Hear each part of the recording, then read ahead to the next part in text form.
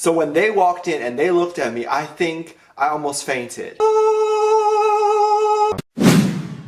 Hey guys, DaveDisci, welcome back to my channel. So today I've been holding on to a bit of a story time. Since I have not told the story time in a long time, I thought this would be the perfect opportunity to bring it up and to talk about it. This is going to be the time I met Jungkook, or BTS, at the airport at JFK. So if you want to hear more about that story time, please make sure you hit the subscribe button and that notification bell as well, so you can be notified of my new videos and my new story time. If you are a hater and you like to be the first to leave a hate comment on my videos, you can also hit that notification bell as well. So let's get into the time that I almost met my zaddies. I almost jizzed in my pants because they are so freaking gorgeous. I'm weird, yes, we know. You're gonna have to get over the fact that I'm weird in order to move on with the story, because I am very weird and it's about to get weirder. Okay. It all started when Jungkook had his birthday surprise and they actually bought out the billboards in Times Square, New York. Being in New York is awesome because you get to meet all these celebrities and you get to meet all these K-pop idols that come here, people who come to K-Con, people who just come here to do performances or press or whatever,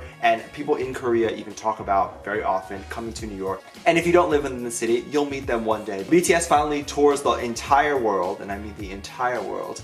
You'll get a chance to meet them if you're from a country that they don't normally go to. Because I know BTS doesn't know that Europe exists. So it all started out when either BTS's management or someone bought out the billboard in Times Square. But I'm getting ahead of the story. Let me talk about how I got there and what happened along the way. So me and my friend were getting ready to go to school in the morning, and usually after school we like to go and hang out in the city for a little while and then go home. So I didn't dress up that morning of, because who dresses up to see their bummy teacher? I dress like I always dress, with a t-shirt and some stains on my shirt, and I haven't showered in 3 days. Boy, did I regret that. Sometimes if it's a good day, I'll wear my BTS merch to school, you know, if I'm feeling like I want to make a statement. After school, we went to Times Square and we saw this huge poster of Jungkook.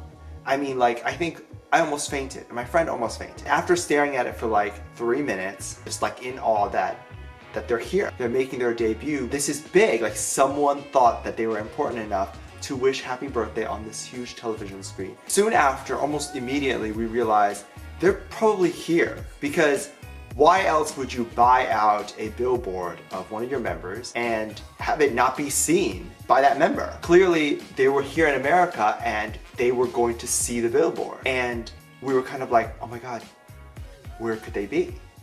Are they in Times Square? Let's look around. So we went to all the touristy places that K-pop idols would go to, these popular shops, ice cream shop, because your boy will buy his ice cream. Suggested a donut shop because your boy also will get his donut. No, we did actually look around a lot of other places and we didn't see anybody, and we were kind of sad. We were asking around too, like to see if anyone were armies or anything like that. The billboard, I don't remember it being up the whole day. I think it was only up for like an hour. After a while, I don't remember it being up there anymore. I wasn't seeing it on the screen anymore. I was kind of like, okay, well, that means they're not here anymore. Because if they were here, they would have made it through that time slot that they had the billboard up. And then after the billboard is gone, they have no reason to be there anymore. Me and my friend were just kind of like, okay, well, I don't know where they would go. And we thought, okay, well, maybe they're flying back. So our thought process was, let's go to the airport and meet them. The most popular airport in New York that all celebrities go to is JFK. It's also probably the most safest one, so we assumed that they would go there. Now, being the creep that we are, we headed straight there. We hopped into a cab and we said straight to JFK. Interestingly enough, if you're in New York, do not drive. Take my advice and do not drive. You will be going an inch every 20 minutes. At this point, we thought, well, even if they're at the airport, we're probably gonna miss them anyway because going way too slow. So we decided to hop off the cab, take public transportation. So take public transport, kids. Sometimes you'll get there faster. And if not, you're at least saving the environment, because public transportation helps the environment. So we got to the airport and there were a lot of people there, around our age, some a little bit younger than us. And there were so many people that security had to like kind of push us to the side. Initially when we walked in, we were kind of like, this has to be it. Like, they're here.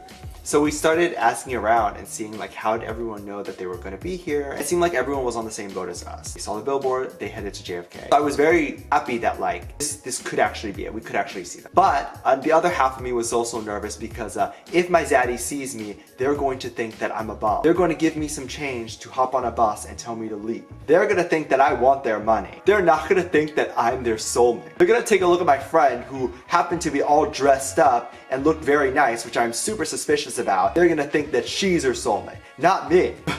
I want them to look at me and realize that I am their husband and that this was meant to be. Okay, so I went into the bathroom and I tried to pull myself together. I washed my face. I scrubbed the stains off my clothes. I tried to make myself look as presentable as possible. So we were waiting at the airport probably about 3 or 4 hours, and at this point I pretty much thought this was not going to happen. Like, I mean, come on, like, we're waiting so long, this is not going to happen. So then I bought some more ice cream, I bought some more food, and I eat with my face. When I say I eat with my face, I mean like ice cream. Sometimes food ends up here. I don't know how it does. Like, I took this huge bite of ice cream, so huge that the moment it touched my mouth, I had brain freeze. The moment I put it in my mouth, I heard a scream. And I was like, oh my god, it's them. Now imagine turning around with the face full of ice cream and then looking at my future husband, who clearly was looking at me and was like, oh my god, that's the one.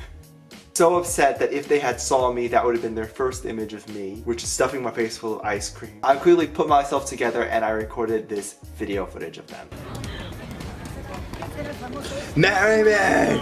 When I saw them, oh my god, lit, wig gone, that's Zaddy! Get it. Obviously, I thought the next choice and the next smartest thing to do is to scream and ask them to marry me, because I came all this way and I was not gonna leave without my husband. They did not hear me. Sadly, I had not gotten an answer yet, and they have not answered yet. So next time when I see them, I will expect that answer. Hopefully, they will look at me and they will realize, oh my god, you were the guy stuffing your face full of ice cream. We are meant to be together.